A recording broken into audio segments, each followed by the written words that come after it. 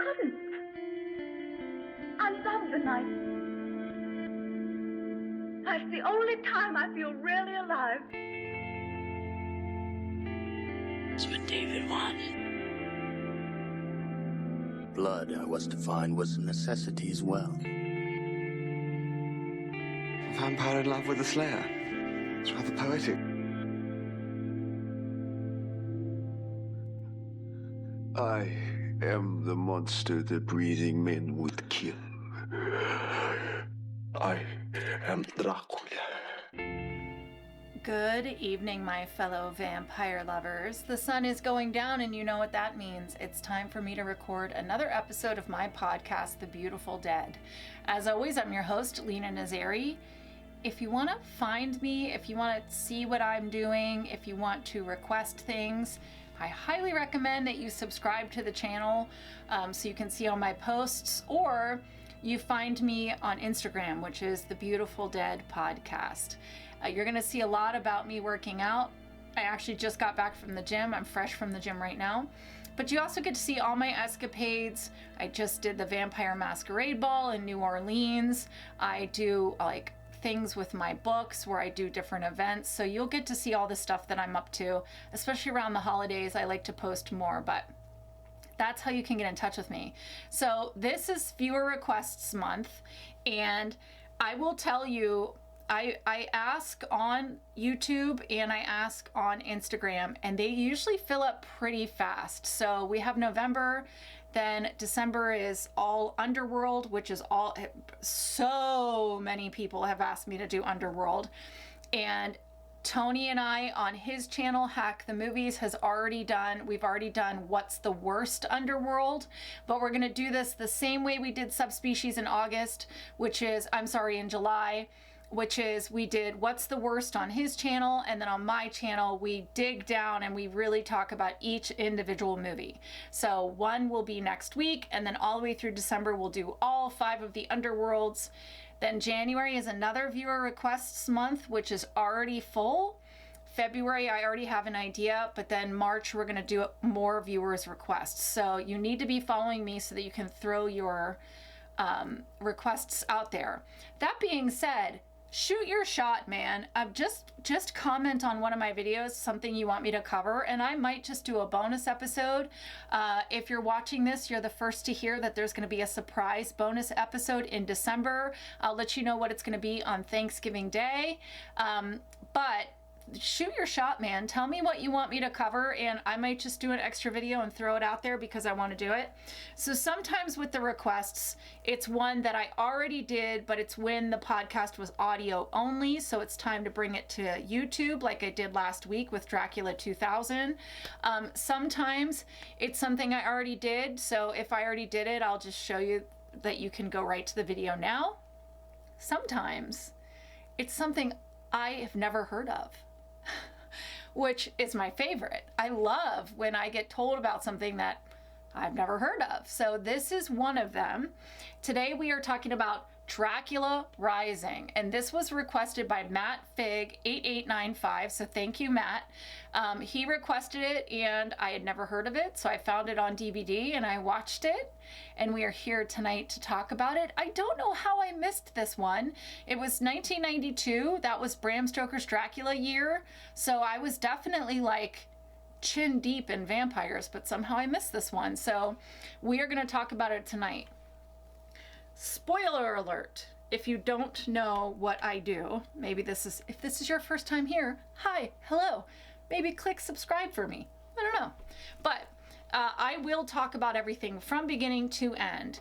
So spoiler alert right now, and then we kind of break down sort of the vampire rules throughout the discussion of the movie. But that's what I'm here for. I'm here for the vampires. Hopefully that's what you're here for too, but you might be here for the biceps. I have no idea.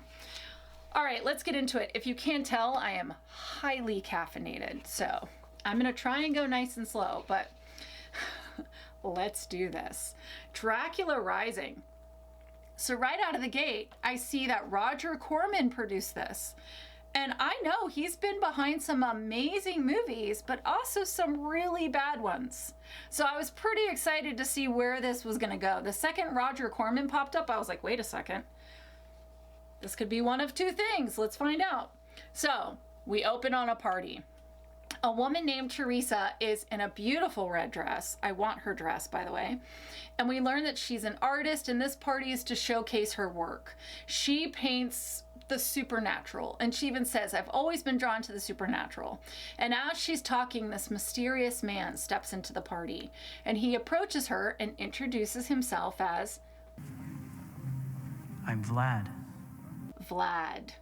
She says, I feel like I know you, and then we get a flashback of him screaming her name. I feel I know you somehow. You do? We learn that in her free time, she volunteers to feed the poor, and he says he isn't surprised. And when she offers him a drink, he declines. And then there's another flashback of them kissing.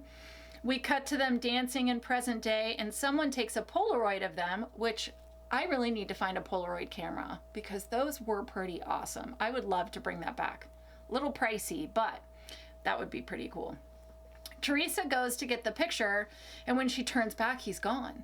And in the picture, she appears to be dancing alone. So there's our first vampire rule. We know that they can't be captured on film. Then we get a pan through the gala and everybody's dead and there's bites on their throats. But then Teresa wakes up. So I was like, oh, it's a dream, because that escalated really fast. So she wakes up, it was a nightmare, and then she looks over and there's a cross laying on the pillow next to her. So I've watched this twice now. I feel confident that Vlad slipped into her bedroom and laid the cross next to her in the hopes to protect her. And that is sort of like our introduction to the fact that Vlad is a vampire. Duh. The next day she's at work and she's talking about her crazy dreams, and she's talking to her coworker about Vlad and how she can't stop thinking about him. I felt like I'd known him a really long time. You ever had that feeling? No. She wants to see him again.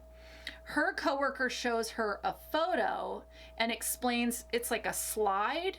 I think that's what they used to be called. Correct me if I'm wrong, but I think they were called slides.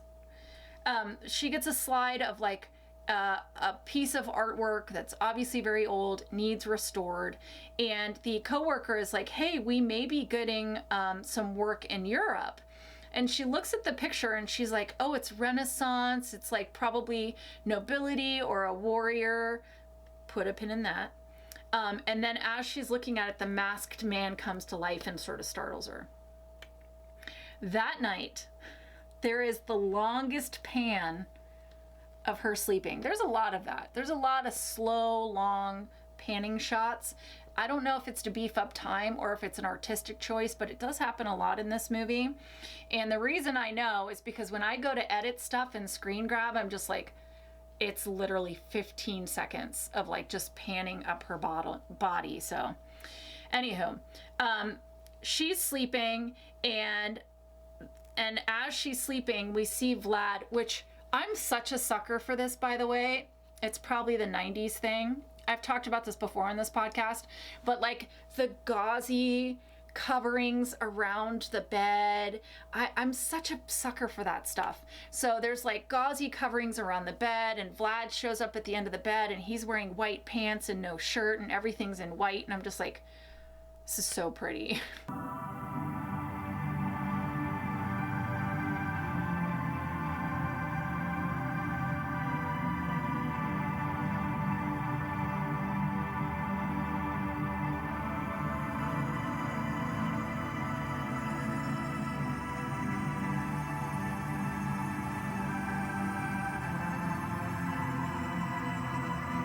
So pretty. But anywho, he like starts to climb on top of her and they kiss. Obviously this is another dream, and I feel confident saying this is a vampire power, that the vampires can go into people's dreams. Now, I don't know if they can go into everybody's dream because we only see this with Teresa, and Vlad and Teresa are connected, but it appears to me that the vampires can go into dreams.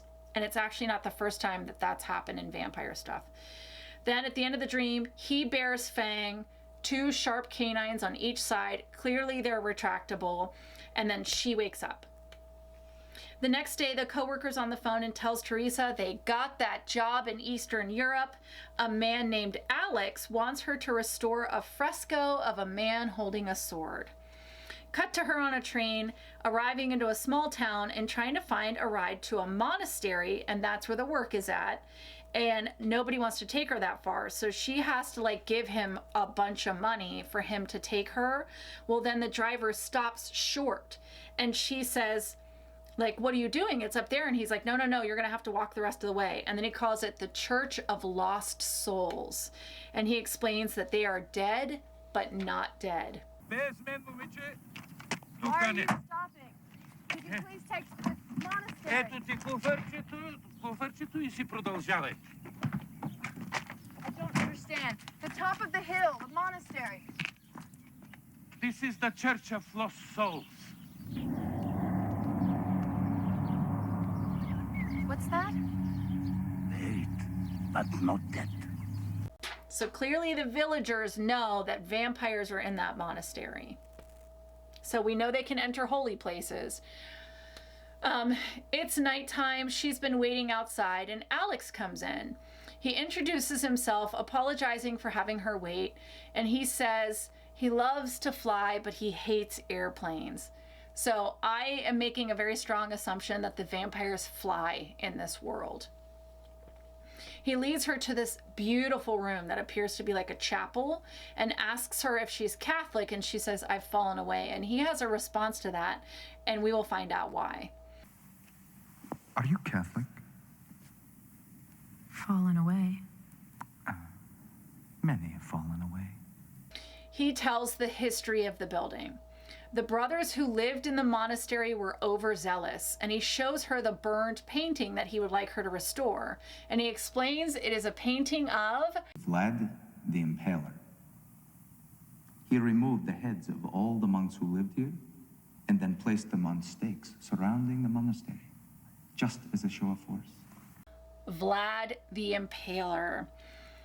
He says Vlad the Impaler impaled all of the monks and hung them around the monastery.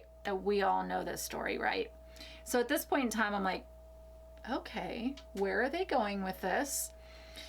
Now Vlad, her Vlad, not Vlad the Impaler, her Vlad shows up in the monastery and he's like, what are you doing here?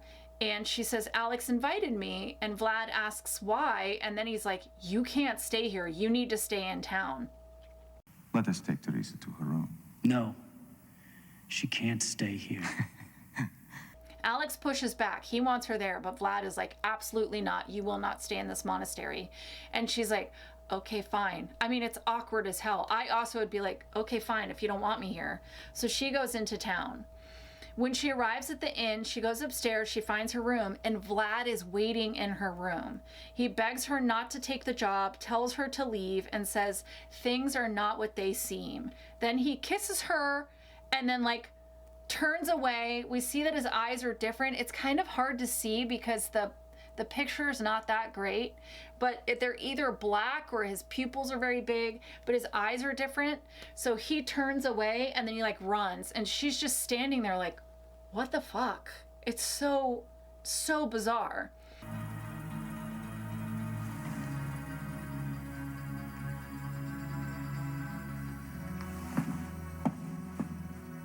Well, then we see him attack one of the inn girls, rip her throat out, feed, and then he goes back to the monastery. And he asks Alex, why? And he says, I love the game. Vlad says, you know I can't have her. And Alex says, you finally can have her after 500 years, and now you don't want her? She has sweet blood. You can smell it. So now we know that vampires can smell. I don't know what that means by sweet. I don't think that they're trying to imply that she's a virgin. But he says, you can smell that she has sweet blood. Vlad cautions him to stay away. Alex says, turn her and she will be beside you forever. Vlad says, I made a mistake. I will not let it happen to her. And Alex says, she'll get used to it. We did. The next day, she's working on the painting and she starts to have visions, and we see a flashback. So now in this flashback, we know it's like Renaissance time. She has very long hair and she's with someone named Anna. And we learn that the village is suffering from a plague. And she's trying to find food because everybody's starving to death. She asks one of the monks from the monastery to share her food, and they give her 3 loaves. And we see that one of the monks is Alex. So she's like, this is not enough. And Alex is like, well, that's all we're going to give you, so figure it out. So she sneaks into the monastery to try and find more food. Flashback over, it's present day. She turns from the painting. Fuck that. No, I agree with you. But listen, I'm like right in the middle of recording a video, so I have to get off of here. Love you, bye. Bye.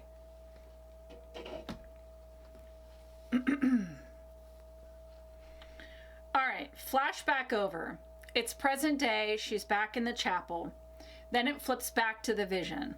She's now begging a lone covered monk to share food, and he lifts his hood and we see that it's Vlad. He takes her into the kitchen and gives her access to the food. She fills her apron and thanks him when Alex comes in. So Vlad lies to protect her. She's hidden away, and then helps her sneak out through the catacombs or the tunnels under the monastery. She looks back to him and says, I won't forget this. And then she leaves the monastery compound, but Alex sees the whole thing. Back to present day, she has dozed off in the chapel and she wakes up and it's nighttime. She leaves the chapel and she sees the exact stairs from her dream, which we now know is a vision. So she climbs them, she finds the kitchen from her vision, but now it's filled with cobwebs and it's unused because obviously the vampires don't eat, but we do see it's the same room. Meanwhile, Vlad goes into the chapel and can sense that she's still there, so he says her name. Teresa's wandering through the building in the dark, and then she finds a painting of herself and then has like a quick memory of her doing that portrait. Behind her is Alex, and he says, I think you know who I am. And then he says, boo, and she passes out. Vlad finds them, and she's laying in a bed passed out, and Alex has put her in a white dress with red lipstick, which is kind of fucked up. It actually made me sort of like, ugh, because that means he changed her and then put lipstick on her, which is kind of fucked up. Vlad comes in and he says, Alex says, I've prepared her for you. Why do you want to keep her human? You couldn't turn her right now while she's under. Make it part of the dream. So now we know that they can enter dreams. They argue about what will bring peace. Alex says he's at peace because he's accepted what he is. He tells Vlad that she's the one thing standing in the way of him being his true self. If he turns her, he'll be free. And then Alex leaves. It looks like Vlad is thinking about it when we get another flashback. Vlad and Teresa are on a blanket in the sun, and he's reading the Bible to her. And he tells her he became a monk because he was taken in very young and he knows no other way.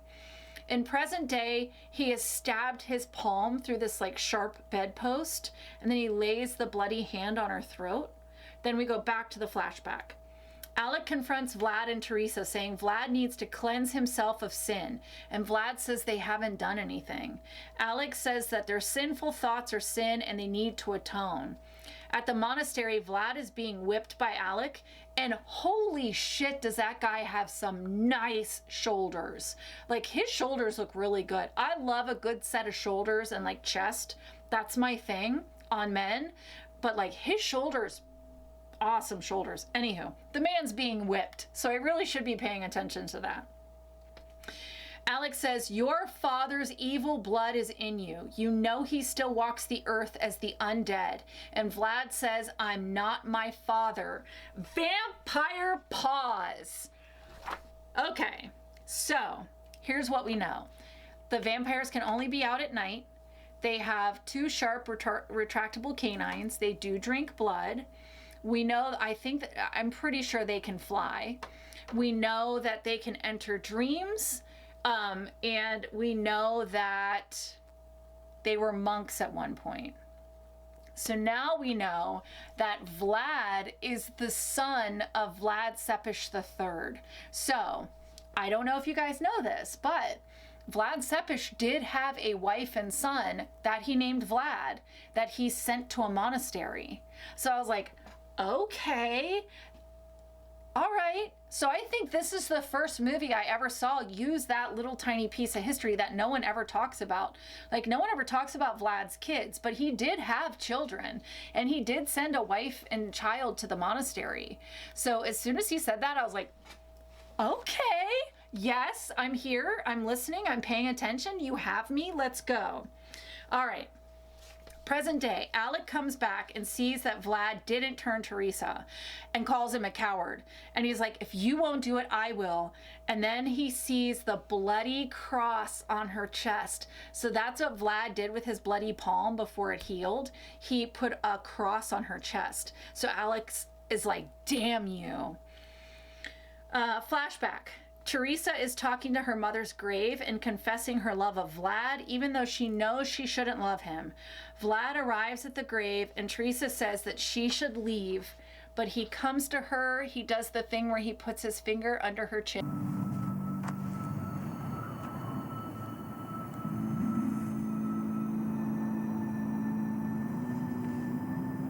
Which I love that shit.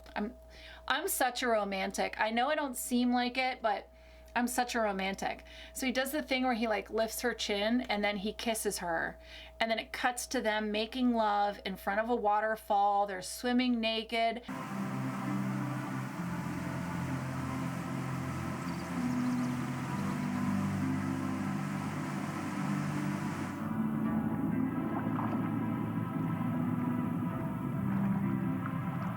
They're young and in love and beautiful, and what could go wrong, right?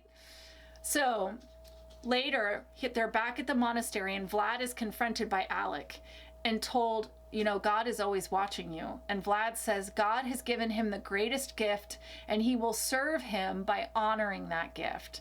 Alec doesn't like this and calls Teresa sent from the devil. I know exactly where this is headed. Present day, Teresa wakes up in the bed and she doesn't see that Vlad was watching over her. He's like kind of cowering back in the corner. She descends the stairs, returns to the chapel, and sees Alec in full vampire mode. I don't know what he's doing, but he's like all vamped out, like sitting on the floor. He looks like he's praying, but then he's all vamped out. So whatever, it was a great shot. She runs back into the monastery. We hear voices like speaking. She like goes down into the tunnels and we hear like multiple voices layering, speaking another language, cackling. Guys, I'm gonna play something for you. Like, tell me this does not sound like those haunted house tapes. Do you remember the haunted house sound effect tapes and like CDs that you could play on Halloween at Halloween parties, like all that stuff? You guys know what I'm talking about, right? Please comment down below and tell me you know what I'm talking about. But this sounds like one of those, you know, haunted house sound effects that you would play.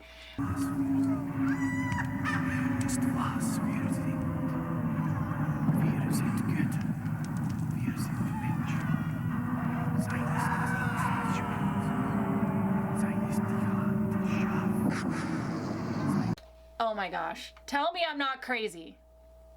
Anywho, now she's in the catacombs from her dream and there's torches burning everywhere. And then a female vampire jumps on her back and then runs away. And I'm like, who the fuck is that? Who is that? I need the story. Who is this lady in the tunnels? Voices can be heard all around her as she comes across a corpse and continues to wander until she runs into Alec, who turns it into like a game of hide and seek, which he wins and he grabs her, but then that female vampire interrupts and Teresa gets away. And then we never see that female vampire ever again. Who is she? I need answers. But it's like several minutes of her running and then running into Alec and then getting away and then running into Alec and getting away. This happens like 3 or 4 times. She runs out into the night and finally away from the monastery to find a ditched cab at the bottom. with blood on the door and a dead driver just out in the driveway. We never find out. We never find out. Vlad is like very upset, and he flies out into the night, and Teresa sees him on the side of the road like several times. And so it causes her to swerve, and she runs off the road, and the car crashes, flips, catches fire. Now a flashback. She is painting herself in the field. This was the self-portrait that we saw in the monastery, when an angry mob approaches, led by Alec. And I was like, yep, this is exactly where I thought it was headed. He accuses her of being a witch and starting the plague, that she tempted a man of God and she must be burned. Vlad is like sitting up on a mountaintop. I guess he's probably thinking about life. Maybe he's thinking about having sex again. I don't know. But he's like up on this mountaintop, and he can see far away what's happening to Teresa.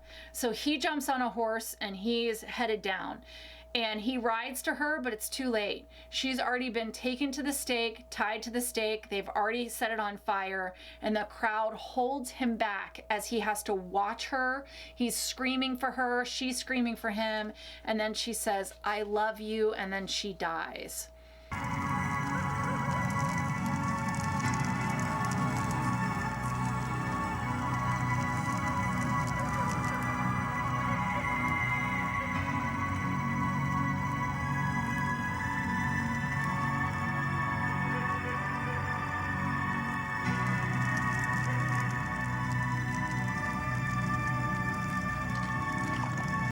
Fade to present day as he carries her from the burning car and lays her next to a stream.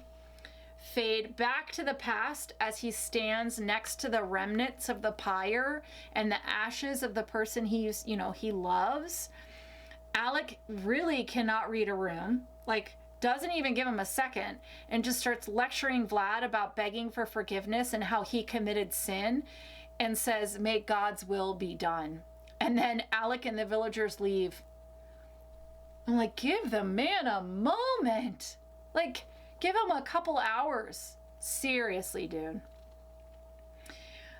He takes off his cross and he throws it into the remaining flames, and it burns.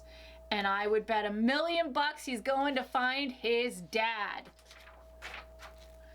Present day, he covers Teresa, lays his forehead against hers, and tells her to listen to her dreams, and then he leaves.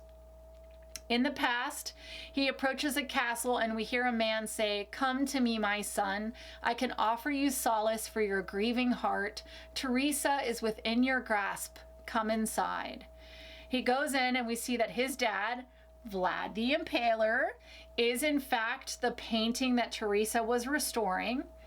Dad Vlad shares visions of Teresa with his son Vlad and explains that her soul will return if he can wait for her.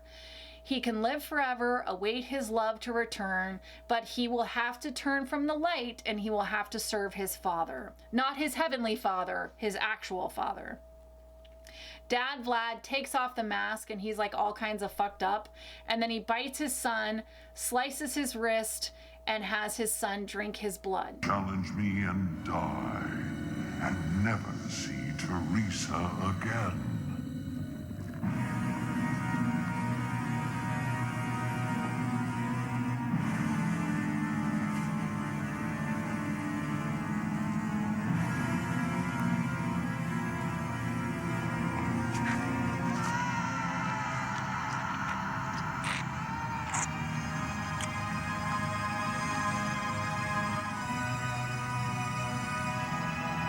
So we know it's a classic embrace. I drink from you, you drink from me, and now you're a vampire. He returns to the monastery with fangs. He's very pale, he has long fingernails, and his father is there, and he says, "Feed or die." He's basically like, the hunger is gonna get so bad, you need to feed or you're gonna die. So Vlad attacks Alec. He asks his dad, "What have I become?" and runs away. So Dad Vlad slices his wrist and then feeds it to Alec. So at first I was like, Vlad, why would you turn Alec? He's such a dick. But that's not what happened. So son Vlad fed from Alec and then freaked out and ran, which we see that trope all the time. And then Vlad the Impaler turned that dead monk, like his son's enemy, into a vampire, and that's why they're stuck with each other forever. Present day, Teresa wakes up and sees the burned, wrecked car. Cut to her getting out of a cab with a suitcase and waiting for a train. A train passes and Vlad just appears. And he calls her name. And she goes to him and says, "You saved my life." And he says, "This time I could. I gave my soul to be with you again." And she says, "I know what you are. Come back with me." He says, "You're not safe with me." He explains he has nothing to give her. They can't be together, that she needs to go. She says, "Will I see you again?" And he says, "No, I would destroy you." So she gets on a train and then looks out the window, once more just to see him. And what she sees is Alec grabs him from behind and says, "Let me remind you of what it's like to be human," and then beats the crap out of him. As the train leaves, she looks out the window and she sees Vlad lying bloody on the ground. And on the train, we see the back of an usher and he's asking for tickets. And then we see it's Alec and he tells Teresa, "I see you have a ticket to hell." So good. This is where we're going to go off the rails a little bit, okay? So just be ready.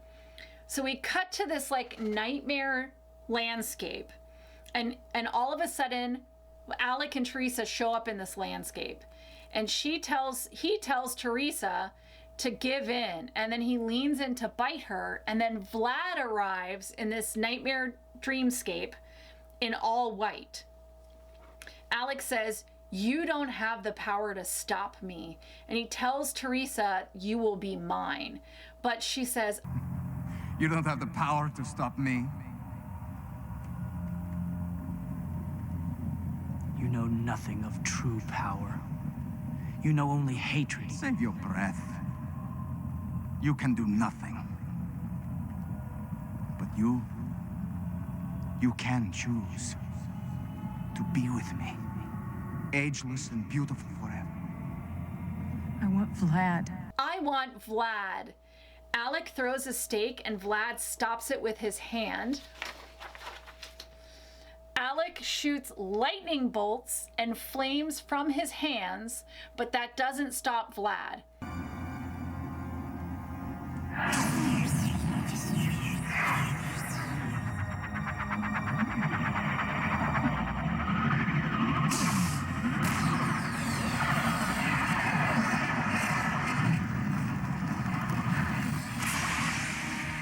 Vlad shoots out a ray of light.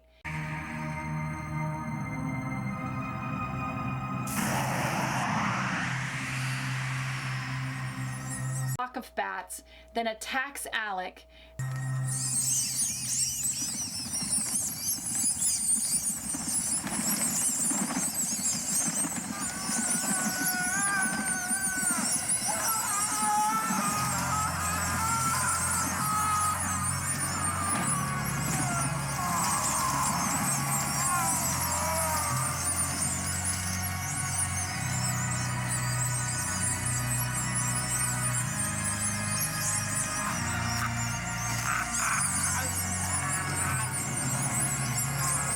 And then Vlad stakes him, and Alec dies.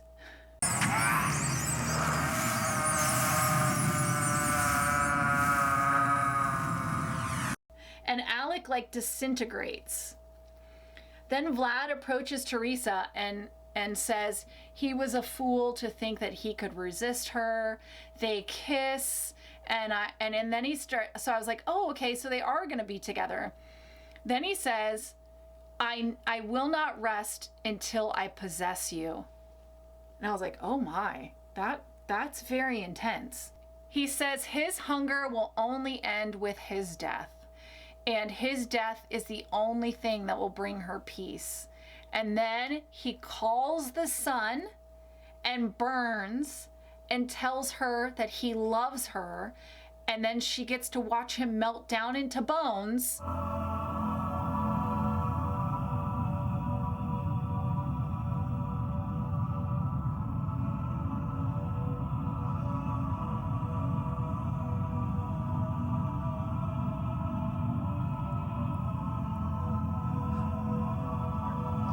you, Teresa.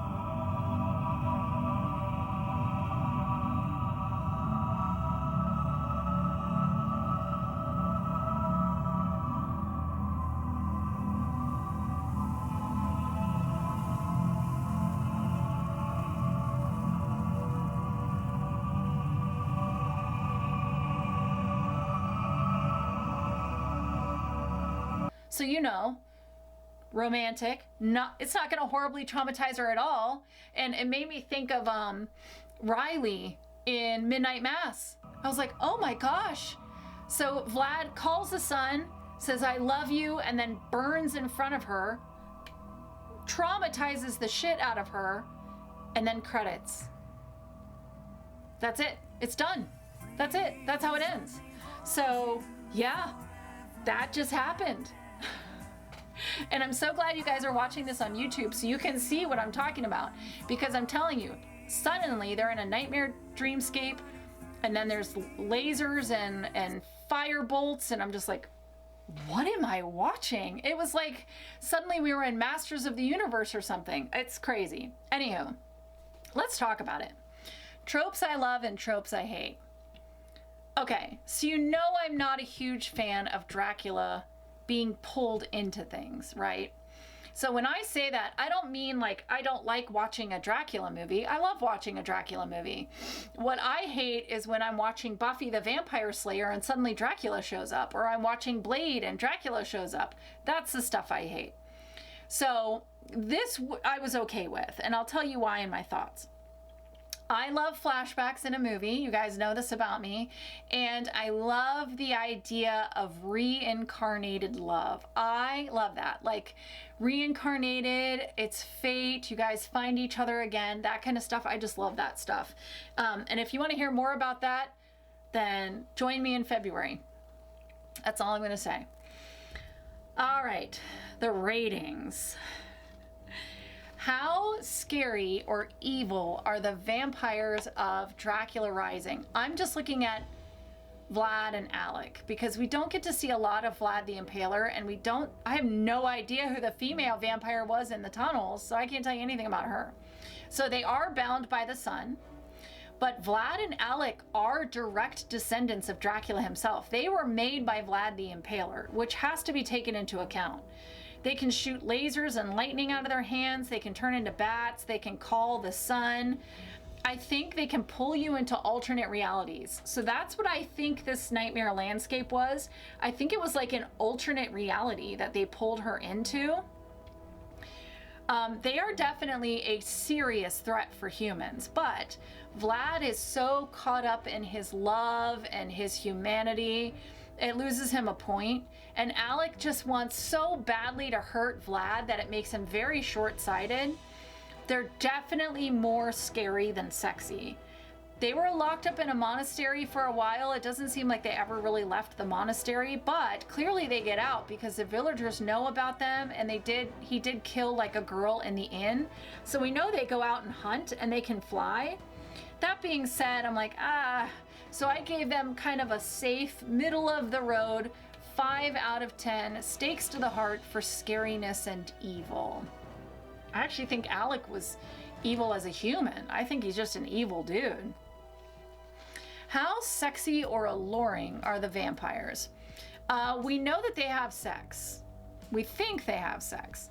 But the thing is we only see Vlad have sex with Teresa as a human.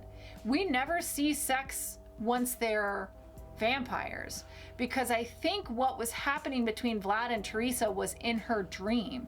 But if he inserted himself into her dream, then I guess that's technically sex, right? Okay, so we'll give them that point.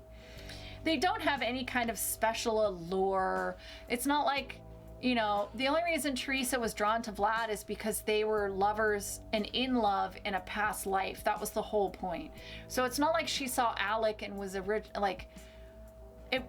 they're no Eric Northman. That's all I gotta say. So we'll give them the honorary point for being vampires. We'll give 1 for the fact that Vlad will do anything for the woman he loves, including end his own existence. And we'll give them 1 point because they did put themselves into sexy dreams. So 3 out of 10 onks for sexiness and allure. My thoughts. All right, so like I said, Vlad Tepes did actually send a son and wife to the monastery. So this is the first time I saw anybody use that tiny piece of history and turn it into something. So I was like, okay. So I thought it was a clever use. I thought they had a really good story. I think what happened was they just didn't have the budget to do it the way that it could have been done, like the way it really could have deserved. I would love to see somebody with a budget redo this story. The actors, I think, did a great job. The guy who played Vlad, very intense. He played it very intense, but it worked. And the guy who played Alex, excellent villain. He was such a good villain. Was this a great movie? No. But it was one of those movies that was so cheesy that I loved it. It was just the right, there's something so magical about a cheesy 90s vampire movie. Like, you can just do something that's just bad, or you can do something that's amazing, but there's a special place for, like, it's kind of bad and that makes it amazing, and that's what this movie was. The terrible effects in the last fight, the historical romance flashbacks, I mean, this movie reminded me of, like, when I would be babysitting as a teenager and I would turn on HBO and this would just be on. Like, this is the kind of movie that I would just stumble across on cable at 11 o'clock at night and just be enthralled with. There are so many holes in the plot. I could spend a whole video just talking about all the holes in the plot and all the things we never see again, we never talk about again. Trust me, but this thing was perfectly early 90s. The vampire rules, not solid. I have so many questions, but I am definitely gonna make my friends watch this with me one night, and the next time I watch it, I want substances involved. That's all I'm saying, because I think if substances were involved, this would be a really fun movie. So I'm gonna pick a night, have some candy, and turn this on and make my friends watch it. So thank you, Matt, for introducing me to this movie. I now have it on DVD, which is amazing. It's gonna be in my DVD collection behind me forever, and I love it. Please keep the requests coming, and please come back next week, because this is it, guys. I have been asked so many times to do Underworld. So I did it. I watched all 5 movies for you. We're gonna talk about them movie by movie every week for the next 5 weeks. That's how we're gonna finish out 2025. That's my gift to you. Make sure that you're watching my posts on Instagram and YouTube on Thanksgiving to find out what the special bonus episode will be and when it will drop. Guys, happy holidays to you. Thank you so much for joining me for this. Make sure you go to Hack the Movies to watch my What's the Worst Underworld that I did with Tony, and come back next week and then finish out 2025 with me, please. I'm losing sight of what year it is. Finish out 2025 with me, and then join me again in 2026. Make sure you're sharing, liking, subscribing, all that stuff. It really does make a difference for me and for the podcast. But I love you guys. Happy holidays. I wish you wicked hugs and bloody kisses. Good evening. And big finish. Thank you.